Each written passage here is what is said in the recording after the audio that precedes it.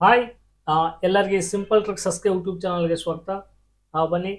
ಆ, ಈ ವರ್ಷ ಅಂದರೆ 2024-25ನೇ ಸಾಲಿನ ಈ ನವೋದಯ ಆಗಲಿ ಮೊರಾರ್ಜಿ ದೇಸ್ ಆಗಲಿ ಆದರ್ಶ ವಿದ್ಯಾಲಯ ಪರೀಕ್ಷೆಗಳನ್ನು ಯಾರ್ಯಾರು ಬರೀತಿರ್ತಾರೆ ಅವ್ರಿಗೆಲ್ಲರಿಗೂ ಸಂಬಂಧಪಟ್ಟಂತೆ ನಾನು ಏನು ಮಾಡ್ತಾ ಇದ್ದೀನಪ್ಪ ಅಂದ್ರೆ ಚಾಪ್ಟರ್ ವೈಸ್ ಕ್ಲಾಸಸ್ಗಳನ್ನು ಮಾಡ್ತಾ ಇದ್ದೀನಿ. ಈ ಚಾಪ್ಟರ್ ವೈಸ್ ಕ್ಲಾಸಸ್ಸು ಮ್ಯಾಥ್ಸು ಏನಾಗ್ತದಪ್ಪ ಅಂದ್ರೆ ಎಲ್ಲ ಎಕ್ಸಾಮ್ಸ್ನಲ್ಲಿ ಅತಿ ಹೆಚ್ಚು ಕೇಳಿದಂಥ ಕ್ವಶನ್ಸ್ಗಳನ್ನೇ ನಾನು ಏನು ಮಾಡ್ತೀನಪ್ಪ ಅಂದ್ರೆ ಆ ಚಾಪ್ಟರ್ಗಳನ್ನು ತೊಗೊಂಡು ಡಿಸ್ಕಸ್ ಮಾಡ್ತಿರ್ತೀನಿ. ಇದು 9ನೇ ಅಧ್ಯಾಯನ ನಾನು ಡಿಸ್ಕಸ್ ಮಾಡ್ತಾ ಇದ್ದೀನಿ. ಈಗಾಗಲೇ ಹಿಂದಿನ ಎಲ್ಲವೂ ಅಧ್ಯಾಯಗಳನ್ನು ಡಿಸ್ಕಸ್ ಮಾಡಿದ್ದೀನಿ. ಅವೆಲ್ಲ ಪ್ಲೇಲಿಸ್ಟ್ ಒಳಗಡೆ ಸೀರಿಯಲ್ ಆಗಿ ಸಬ್ಸ್ಕ್ರೈಬ್ ಮಾಡ್ಕೊಡ್ರಿ. 2024-25ನೇ ಸಾಲಿನ ನವೋದಯ ಮೊರಾರ್ಜಿ ಮತ್ತು ಆದರ್ಶ ವಿದ್ಯಾಲಯ ಮ್ಯಾಥ್ಸ್ ಅಂತೇಳಿ ನೀವು ಸರ್ಚ್ ಮಾಡಿರಿ. ಅಲ್ಲಿ ಏನಾಗ್ತಪ್ಪ ಅಂದ್ರೆ ನಿಮ್ಗೆ ಸೀರಿಯಲ್ ಆಗಿ ಎಲ್ಲ ವಿಡಿಯೋಗಳು ಸಿಗ್ತವೆ. ಹಾಗಾದರೆ ಇದ್ರ ಒಳಗಡೆ ಈ ಚಾಪ್ಟರ್ ಮೇಲೆ ಯಾವ ಥರ ಕ್ವಶನ್ಸ್ನ ಕೇಳ್ತಾವೆ ಅಂತೇಳಿ ನಾವು ಡಿಸ್ಕಸ್ ಮಾಡ್ಕೊತಾ ಬರ್ತೀನಿ.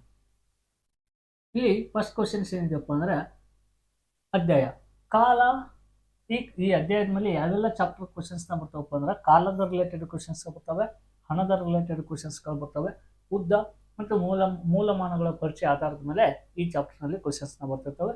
ಹಾಗಾದರೆ ಯಾವ್ಯಾವ ಥರ ಕ್ವಶನ್ಸ್ಗಳು ಬರ್ತಾವೆ ಅಂತೇಳಿ ನಾವು ಡಿಸ್ಕಸ್ ಮಾಡ್ಕೋತಾ ಬರೋಂಗೆ. ಇಲ್ಲಿ ಫಸ್ಟ್ಗೆ ಕಾಲದ ರಿಲೇಟೆಡು ಏನೇನು ಕ್ವಶನ್ಸ್ಗಳು ಬರ್ತವೆ ಅಂತೇಳಿ ನೋಡ್ಕೊತ ಬಂದಾಗ ಕಾಲದ ರಿಲೇಟೆಡು ಕಾಲದ ಮೂಲಮಾನ ಏನು ಅಂತ ಕ್ವಶನ್ಸ್ನ ಕೇಳ್ತಿರ್ತಾನೆ ನೇರವಾಗಿ. ಕಾಲದ ಮೂಲಮಾನ ಏನು ಅಂತ ಕ್ವಶನ್ಸ್ನ ಕೇಳಿದಾಗ ನಾವು ಏನು ಹೇಳ್ಬೇಕಪ್ಪ ಅಂದ್ರೆ ಸೆಕೆಂಡ್ ಅಂತ ಹೇಳ್ಬೇಕು. ಕಾಲದ ಮೂಲಮಾನ ಏನಪ್ಪ ಅಂತ ಕ್ವಶನ್ಸ್ನ ಕೇಳಿದಾಗ ಸೆಕೆಂಡ್ ಅಂತೇಳಿ ಹೇಳ್ತೀವಿ.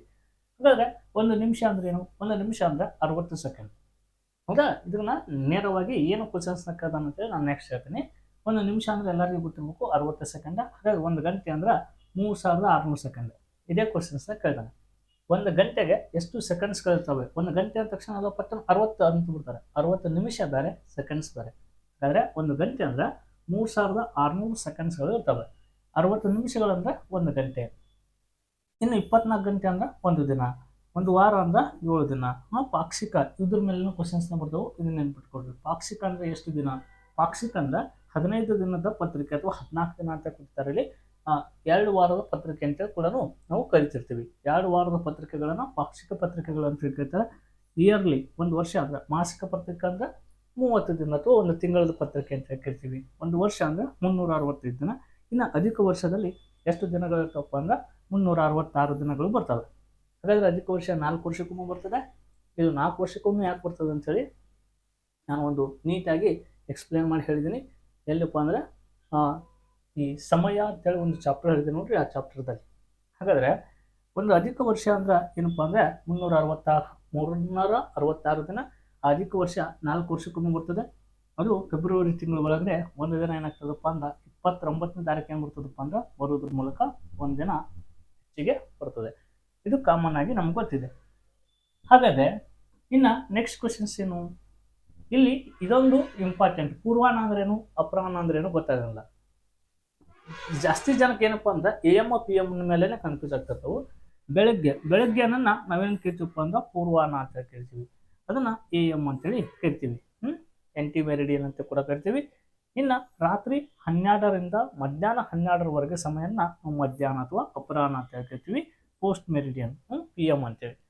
ಮಧ್ಯಾಹ್ನ 12ರಿಂದ ಹೊಳ್ಳಿ ರಾತ್ರಿ 12ರವರೆಗಿನ ಸಮಯನ ನಾವು ಅಪರಾಹ್ನ ಅಥವಾ ಮಧ್ಯಾಹ್ನ ಅಂತ ಕೂಡ ಕರಿತೀವಿ. ರಾತ್ರಿ 12ರಿಂದ ಮಧ್ಯಾಹ್ನ 12ರವರೆಗೆ ಸಮಯನ AM ಅಂತ ಕರೆದ್ರೆ, ಮಧ್ಯಾಹ್ನ 12ರಿಂದ ರಾತ್ರಿ 12ರವರೆಗಿನ ಸಮಯವನ್ನು ನಾವೇನೇನು ಕರಿತೀವಪ್ಪ ಅಂದ್ರೆ ಪೋಸ್ಟ್ ಮೆರಿಡಿಯನ್ ಅಂತೇಳಿ ನಾವು ಕರಿತೀವಿ. ಇದು ಇದ್ರ ಬಗ್ಗೆ ನಮ್ಗೊಂದಿಷ್ಟು ಗೊತ್ತಿರಬೇಕು. ಇನ್ನು ನೆಕ್ಸ್ಟು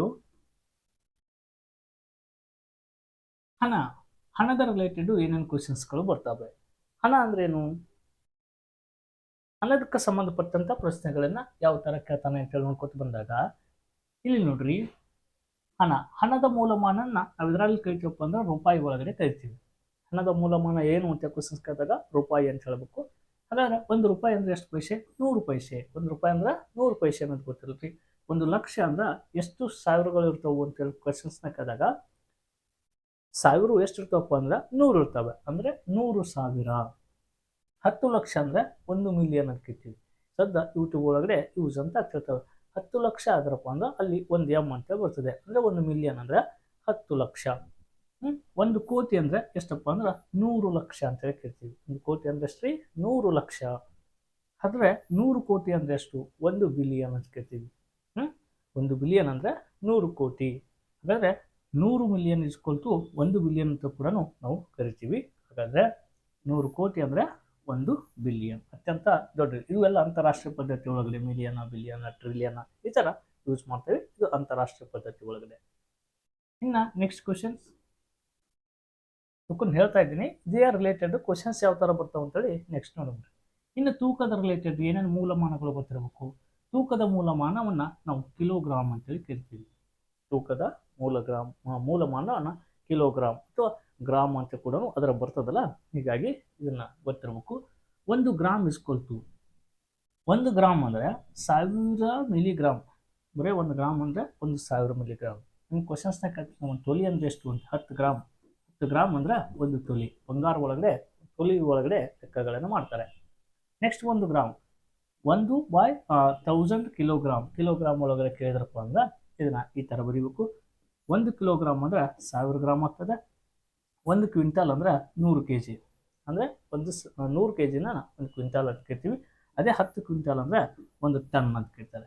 10 ಕ್ವಿಂಟಾಲ್ ಅಂದರೆ 1 ಟನ್ ಆಗಿರ್ತದೆ. ಇನ್ನು ನೆಕ್ಸ್ಟ್ ಏನು ಕ್ವಶನ್ಸ್ನ ಕೇಳ್ತಾನಪ್ಪ ಅಂದ್ರೆ ಉದ್ದದ ಮೂಲಮಾನ ಏನು ಅಂತ ಕ್ವಶನ್ಸ್ನ ಕೇಳ್ತಾನೆ. ಉದ್ದದ ಮೂಲಮಾನ ಏನಪ್ಪ ಅಂದ್ರೆ ಮೀಟರ್ ಅಂತೇಳಿ ನಾವು ಕರಿತೀವಿ. ಹಾಗಾದರೆ 1 ಸೆಂಟಿಮೀಟರ್ ಇಸ್ಕೊಲ್ತು 10 ಮಿಲಿಮೀಟರ್. 1 ಸೆಂಟಿಮೀಟರ್ ಅಂದರೆ 10 ಮಿಲಿಮೀಟರ್ ಆಗಿರ್ತದೆ. ಅಥವಾ 10 ಸೆಂಟಿಮೀಟರ್ ಇಸ್ಕೊಲ್ತು 1 ಡೆಸಿಮೀಟರ್. 100 ಸೆಂಟಿಮೀಟರ್ ಇಸ್ಕೊಲ್ತು 1 ಮೀಟರ್ ಅಂತ ಕರಿತೀವಿ. 1 ಮೀಟರ್ ಬಟ್ಟೆ ಕೊಟ್ರೆ ಅಂದ್ರೆ 100 ಸೆಂಟಿಮೀಟರ್ನ ನಮ್ಗೆ ಕೊಡ್ತಾರೆ. 1000 ಮೀಟರ್ ಇಸ್ಕೊಲ್ತು 1 ಕಿಲೋಮೀಟರ್ ಅಂತ ಕರಿತೀವಿ. ಇವಕ್ಕನ್ನ ಮೂಲಮಾನಗಳನ್ನು ನಮಗೆ ಬದಲಾವಣೆ ಮಾಡಕ್ಕೆ ಬರ್ತಿತ್ತಪ್ಪ ಅಂದ್ರೆ ಈ ಕೇಳುವಂಥ ಕ್ವಶನ್ಸ್ಗಳಿಗೆ ನಾವು ಈಸಿಯಾಗಿ ಆನ್ಸರ್ಸ್ಗಳನ್ನು ಮಾಡ್ತೀವಿ. ಹಾಗಾದರೆ ಈ ಚಾಪ್ಟರ್ ರಿಲೇಟೆಡ್ ಏನೇನು ಕ್ವಶನ್ಸ್ನ ಕೇಳಿದಾನೆ ಅಂತ ನೋಡ್ಕೊತ ನೋಡ್ರಿ. ಇಲ್ಲಿ ಇನ್ನೊಂದು ಸಂಗ್ರಹ ಸಾಮರ್ಥ್ಯ ಹೊಂದಿದೆ, ಸಂಗ್ರಾಹಕ ಸಾಮರ್ಥ್ಯ. ಇದ್ರ ಮೇಲೆ ನೋಡ್ರಿ, ಸಂಗ್ರಾಹಕ ಸಾಮರ್ಥ್ಯದ ಮೂಲಮಾನ ಯಾವುದಪ್ಪ ಅಂದ್ರೆ ಲೀಟರ್ನ. ಈಗ ಹಾಲನ್ನು, ನೀರನ್ನ ಲೀಟರ್ ಒಳಗಡೆ ಅಳಿತೀವಿ. 1 ಲೀಟರ್ ಅಂದ್ರೆ 1000 ml ಅಥವಾ 1000 ಮಿಲಿ ಲೀಟರ್. ಅದ್ರಾಗ 4ನೇ 1 ಲೀಟರ್ ಅಂದ್ರೆ ಎಷ್ಟಪ್ಪ ಅಂದ್ರೆ 250 ಮಿಲಿ ಲೀಟರ್. ಅರ್ಧ ಅಂದ್ರೆ 500 ಮಿಲಿ ಲೀಟರ್. 3ನೇ 4 ಪೂರ್ಣ ಕಿಲೋ ಅಂತ ಕರಿತಿರ್ತಾರೆ ಅಥವಾ ಪೂರ್ಣ ಲೀಟರ್ ಅಂದರೆ 750 ಮಿಲಿ ಲೀಟರ್ ಅಂತೇಳಿ ನಾವು ಇದನ್ನು ಕರಿತೀವಿ. ಇಷ್ಟು ಇದರ ಮೂಲಮಾನಗಳನ್ನು ನಮ್ಗೆ ಗೊತ್ತಿತ್ತಪ್ಪ ಅಂದ್ರೆ ನೆಕ್ಸ್ಟ್ ಕ್ವಶನ್ಸ್ಗಳು ಏನು ಬರ್ತಾವೆ ನೋಡ್ರಿ. ಇಲ್ಲೊಂದಿಷ್ಟು ಸೂಚನೆಗಳಿದ್ದಾವೆ. ಸೂಚನೆಗಳನ್ನು ನಾನು ಇಲ್ಲಿ ಸ್ಪೀಡಾಗಿ ಹೇಳ್ಕೊತ ಹೋಗ್ತೀನಿ. ಇವೇನು ಎಕ್ಸಾಮ್ಸ್ನಲ್ಲಿ ಕೇಳೋದಿಲ್ಲ, ಆದರೆ ಈ ಸೂಚನೆಗಳು ನಮ್ಗೆ ನೆನಪಿರ್ಬೇಕು ಎಕ್ಸಾಮ್ದಾಗ. ನೋಡ್ರಿ, ಲೆಕ್ಕಗಳಲ್ಲಿ ನೀಡುವ ವಿವಿಧ ಮೂಲಮಾನಗಳನ್ನು ಒಂದೇ ಮೂಲಮಾನಕ್ಕೆ ಬದಲಾಯಿಸಿ ನಂತರ ಕ್ರಿಯೆಯನ್ನು ಮಾಡಬೇಕು. ಒಂದು ಕಿಲೋಗ್ರಾಮ್ದಾಗಿದೆ, 1 ಗ್ರಾಮ್ದಾಗಿತ್ತಪ್ಪ ಅಂದ್ರೆ ಕಿಲೋಗ್ರಾಮ್ ಇದ್ದನ್ನ ಗ್ರಾಮಕ್ಕೆ ಕನ್ವರ್ಟ್ ಮಾಡ್ಕೋಬೇಕು. 1 ಸೆಂಟಿಮೀಟರ್ 1 ಮೀಟರ್ದಾಗಿತ್ತಪ್ಪ ಅಂದ್ರೆ ಸೆಂಟಿಮೀಟರ್ ಇದ್ದದನ್ನ ಅಥವಾ ಮೀಟರ್ ಇದ್ದದನ್ನ ಸೆಂಟಿಮೀಟರ್ಗೆ ಕನ್ವರ್ಟ್ ಮಾಡ್ಬೇಕು. ಅಂದರೆ ಒಂದೇ ಮೂಲಮಾನಕ್ಕೆ ಅನುಪಾತದ ರಿಲೇಟೆಡ್ದಾಗ ಹೇಳಿದೆ ನಾನು, ಒಂದೇ ಮೂಲಮಾನಕ್ಕೆ ಕನ್ವರ್ಟ್ ಮಾಡ್ಕೋಬೇಕು ಅಂತೇಳಿ. ಹೀಗೆ ಒಂದೇ ಮೂಲಮಾನಕ್ಕೆ ಕನ್ವರ್ಟ್ ಮಾಡ್ಕೋಬೇಕು ಫಸ್ಟ್. ಇನ್ನು ದೊಡ್ಡ ಆದರ್ಶಮಾನವನ್ನು ಚಿಕ್ಕ ಆದರ್ಶಮಾನಕ್ಕೆ ಪರಿವರ್ತಿಸುವಾಗ ನಾವೇನು ಮಾಡಬೇಕಪ್ಪ ಅಂದರೆ ಮಲ್ಟಿಪ್ಲಿಕೇಷನ್ಸ್ಗಳನ್ನು ಮಾಡಬೇಕು. ನೆಕ್ಸ್ಟ್ ಉದಾಹರಣೆಗೆ ಕಿಲೋಗ್ರಾಮನ್ನು ಗ್ರಾಮ್ಗೆ ಪರಿವರ್ತಿಸುವಾಗ ನಾವೇನು ಮಾಡಬೇಕಪ್ಪ ಅಂದ್ರೆ 1000ರಿಂದ ಗುಣಿಸ್ಬೇಕಾಗ್ತದೆ. ನೆಕ್ಸ್ಟ್ ಕ್ವಶನ್ಸ್, ಚಿಕ್ಕ ಆದರ್ಶಮಾನವನ್ನು ದೊಡ್ಡ ಆದರ್ಶಮಾನವಾಗಿ ಪರಿವರ್ತಿಸುವಾಗ ನಾವು ಇಲ್ಲಿ ಭಾಗಿಸಬೇಕಾಗ್ತದೆ. ಉದಾಹರಣೆಗೆ ಗ್ರಾಮನ್ನು ಕಿಲೋಗ್ರಾಮ್ಗೆ ಪರಿವರ್ತಿಸುವಾಗ 1000ರಿಂದ ಭಾಗಿಸಬೇಕು. ನೆಕ್ಸ್ಟ್ ವೇಳೆಯು 12 ಗಂಟೆಗಿಂತ ಹೆಚ್ಚಾಗಿದ್ದಾಗ ಅದನ್ನು 12ರಿಂದ ಕಳೆದು ಉಳಿಕೆ ಸಮಯವನ್ನು PM ಅಂತೇಳಿ ನಾವು ಅದನ್ನು ಬರೀಬೇಕಾಗ್ತದೆ. ನೆಕ್ಸ್ಟ್ ವೇಳೆಯು 12 ಗಂಟೆಗಿಂತ ಕಡಿಮೆ ಇದ್ದಾಗ ಅದನ್ನು ಹಾಗೇ ಬರೆದು ಅದನ್ನು ಏನು ಮಾಡಬೇಕಪ್ಪ ಅಂದ್ರೆ AM-ದಾಗ ಬರೀಬೇಕು. 12 ಗಂಟೆಗಿಂತ ಕಡಿಮೆ ಇತ್ತಂದ್ರೆ ಅದು AM ಆಗಿರ್ತದೆ. ಕಿಲೋಮೀಟರ್ ಪರ್ ಗಂಟೆಯನ್ನು ಮೀಟರ್ ಪರ್ ಸೆಕೆಂಡ್ಗೆ ಪರಿವರ್ತಿಸ್ಬೇಕಪ್ಪ ಅಂದ್ರೆ ನಾವು ಏನು ಮಾಡಬೇಕಪ್ಪ ಅಂದ್ರೆ ದತ್ತ ವೇಗವನ್ನು 5/18 ಅಂತ ಏನು ಮಾಡಬೇಕಪ್ಪ ಅಂದ್ರೆ ಗುಣಿಸ್ಬೇಕಾಗ್ತದೆ. ಅದೇ ಮೀಟರ್ ಪರ್ ಸೆಕೆಂಡ್ನ ಇದನ್ನ ಕಿಲೋಮೀಟರ್ಗೆ ಪರಿವರ್ತಿಸುವಾಗ ಅದರ ಉಲ್ಟಾ 18/5 ಏನು ಮಾಡಬೇಕಪ್ಪ ಅಂದ್ರೆ ಮಲ್ಟಿಪ್ಲಿಕೇಷನ್ಸ್ನ ಮಾಡಬೇಕಾಗ್ತದೆ. ಇವನ್ನೆಲ್ಲವೂ ಏನಪ್ಪ ಅಂದ್ರೆ ಇವು ಸೂಚನೆಗಳು. ಇವು ನಮ್ಗೆ ಗೊತ್ತಿದ್ದಪ್ಪ ಅಂದ್ರೆ ನೆಕ್ಸ್ಟ್ ಲೆಕ್ಕಗಳನ್ನು ಯಾವ ಥರ ಇದಾವೆ ಇಲ್ಲಿ. ಈ ಅಭ್ಯಾಸ ಲೆಕ್ಕಗಳನ್ನು ಇಷ್ಟೊತ್ತನ ನಾನು ಏನು ಹೇಳಿದೆಪ್ಪ ಅಂದ್ರೆ ಮೂಲಮಾನಗಳನ್ನು ನಾನು ಹೇಳ್ಕೊತ ಬಂದೆ. ಹಾಗಾದ್ರೆ ಈ ಮೂಲಮಾನ ರಿಲೇಟೆಡನ್ನೇ ಒಂದಿಷ್ಟು ಸಿಂಪಲ್ ಕ್ವಶನ್ಸ್ನ ಕೇಳ್ತಾನೆ, ಇಲ್ಲಿ ಆನ್ಸರ್ ಮಾಡ್ಕೊತೀವಿ. ಉದ್ದದ ಮೂಲಮಾನ ಏನು? ಉದ್ದದ ಮೂಲಮಾನ ಏನೇನು ನೋಡಿದ್ದೀವಿ. ಲೀಟರ್ ಇದು ಸಂಗ್ರಾಹಕ ಮೂಲಮಾನ, ಇದು ತೂಕದ ಮೂಲಮಾನ, ನಿಮಿಷ ಅಥವಾ ಕಾಲ ಇದು ಟೈಮ್ದು. ಆದರೆ ಇಲ್ಲಿ ಉದ್ದದ ಮೂಲಮಾನ ಯಾವುದಪ್ಪ ಅಂದ್ರೆ ಮೀಟರ್. ಉದ್ದವನ್ನು ಮೀಟರ್ ಒಳಗಡೆ ಅಳಿತೀವಿ. Simple questions. ಅಧಿಕ ವರ್ಷದಲ್ಲಿ ಎಷ್ಟು ದಿನಗಳಿರ್ತವೆ ಅಂತ ಹೇಳಿದೆ. ಅಧಿಕ ವರ್ಷದಲ್ಲಿ 366 ದಿನಗಳಿರ್ತವೆ. ಸಾಮಾನ್ಯ ವರ್ಷದಲ್ಲಿ 365 ದಿನಗಳು ಇರ್ತವೆ. ನೆಕ್ಸ್ಟ್ ಕ್ವಶನ್ಸ್, ವಿಸ್ತೀರ್ಣವನ್ನು ಅಳೆಯುವ ಮಾನ ಏನು ಅಂತ ಕ್ವಶನ್ಸ್ ಇದೆ. ವಿಸ್ತೀರ್ಣವನ್ನು ನಾವು ಎದುರು ಒಳಗಡೆ ಅಳಿತೀವಿ. ಸುತ್ತಳತೆ ಮತ್ತು ವಿಸ್ತೀರ್ಣ ಅಂತ ಒಂದು ಚಾಪ್ಟರ್ ಬರ್ತದೆ, ನೆಕ್ಸ್ಟ್ ಹೇಳ್ತೀನಿ. ಆದರೆ ವಿಸ್ತೀರ್ಣವನ್ನು ನಾವು ಎದುರಾಗ ಸೆಂಟಿಮೀಟರ್, ಕಿಲೋಗ್ರಾಮ್ ಮತ್ತು ಮೀಟರ್ದಾಗ ಅಳೆಯಂಗಿಲ್ಲ.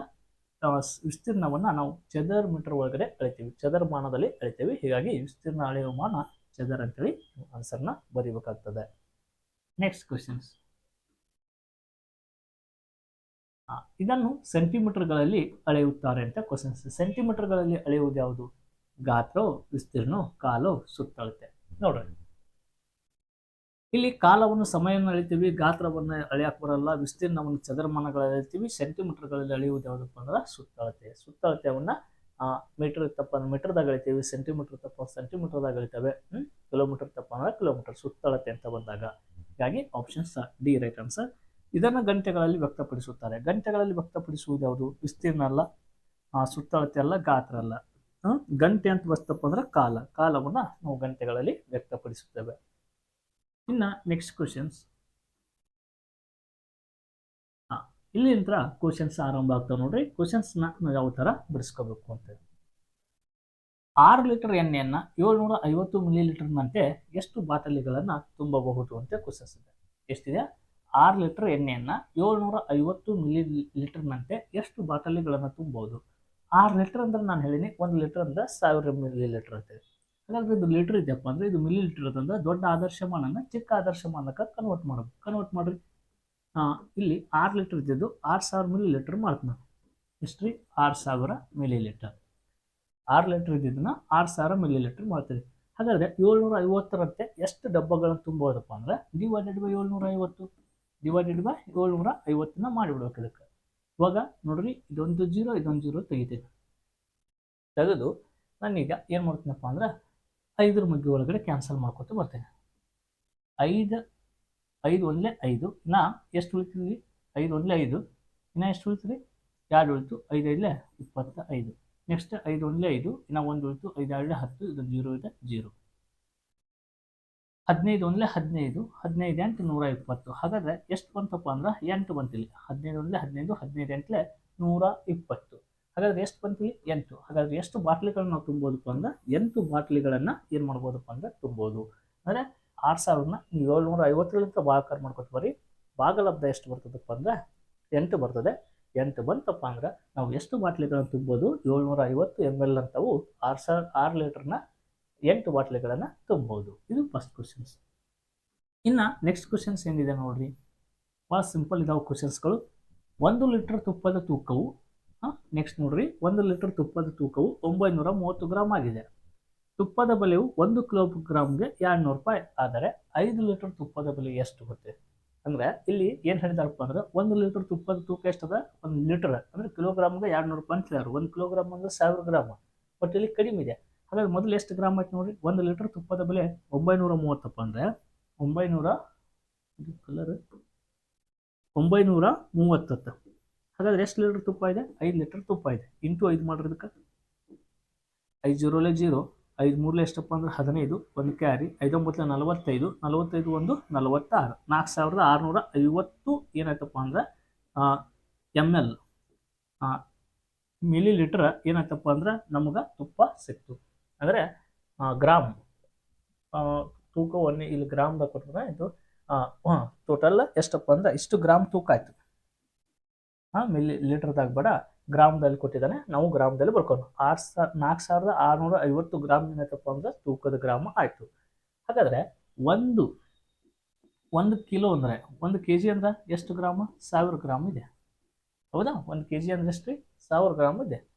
ಹಾಗಾದರೆ 4650 ಗ್ರಾಮ್ ಇತ್ತಪ್ಪ ಅಂದ್ರೆ ನಾವು ಅದಕ್ಕೆ ಬೆಲೆ ಎಷ್ಟು ಕೊಟ್ಟಿದ್ದಾನಪ್ಪ ಅಂದ್ರೆ 200 ರೂಪಾಯಿ ಕೊಟ್ಟಿದ್ದಾನೆ.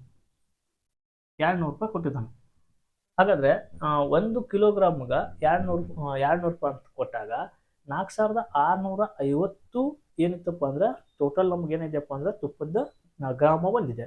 ಹಾಗಾದರೆ ಇದನ್ನು ಯಾವ ಥರ ಮಾಡ್ಬೇಕಪ್ಪ ಅಂದ್ರೆ ಈಗ 4650 ಟೋಟಲ್ ನಮ್ಗೇನಪ್ಪ ಅಂದ್ರೆ ತುಪ್ಪದ ಗ್ರಾಮ್ ಇದೆ.